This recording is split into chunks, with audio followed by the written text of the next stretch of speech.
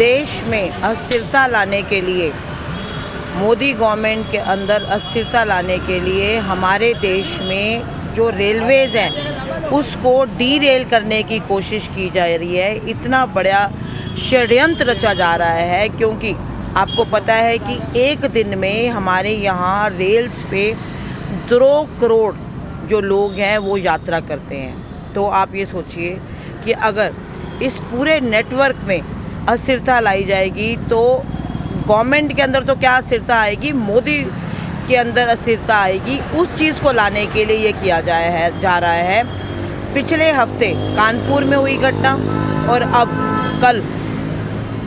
कल मध्य प्रदेश के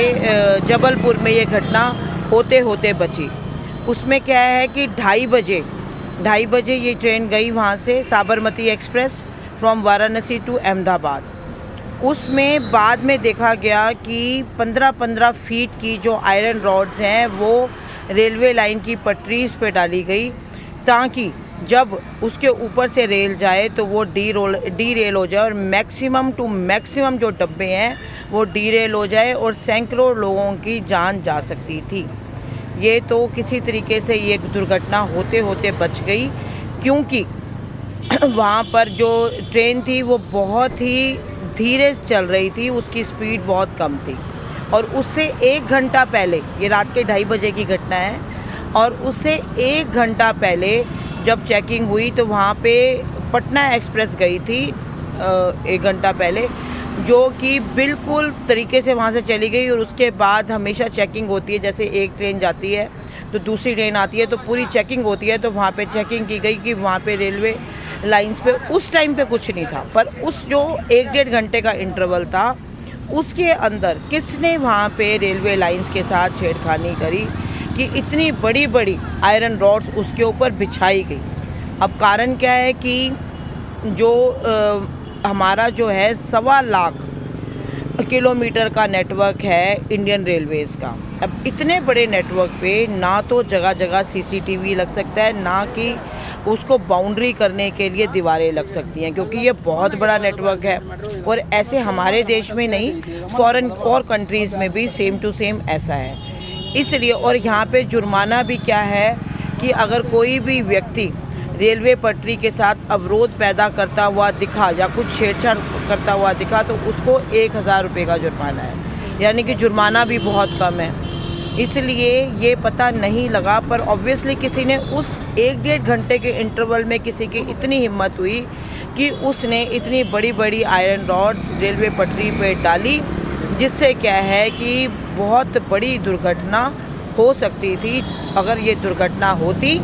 तो उस टाइम पे जो विपक्ष है, इंडी गठबंधन है, जो बाकी लोग हैं, सब मोदी को कोस रहे होते और मोदी से पूछ रहे होते, और कोई भी इस बात की तरफ ध्यान ना देता कि ये घटना आखिर क्यों हुई या कैसे होने वाली थी। पिछले ही हफ्ते आपने देखा कि 21 के 21 डब्बे कानपुर में उतर गए, और उसका भी बाद में पता चला, जो FIR दर्ज हुई वहाँ पे, उसमें ये खुलासा हुआ है कि 3 तरह के जो इंस्ट्रूमेंट्स हैं वो रेलवे ट्रैक के ऊपर पाए गए। बड़े बड़े मतलब जो रेलवे ट्रैक के ही वो जो होते हैं लोहे के, वो मिले, और उसको इस तरीके से बांधा गया बल्कि रेलवे लाइन के साथ कि वो एक तो हटे ना, और जब रेलवे उस पे आए तो मैक्सिमम जो डब्बे हैं वो डी रेल हो जाएं, और 21 डब्बे डी रेल भी हुए। ये तो शुक्र है कि कोई दुर्घटना उसमें भी नहीं हुई। तो आप ये देख रहे हैं कॉन्टीन्यूसली रेलवे लाइंस के साथ लगातार छेड़छाड़ की जा रही है ताकि कोई रेल दुर्घटना हो। और पहले भी आपने देखा था 2002 में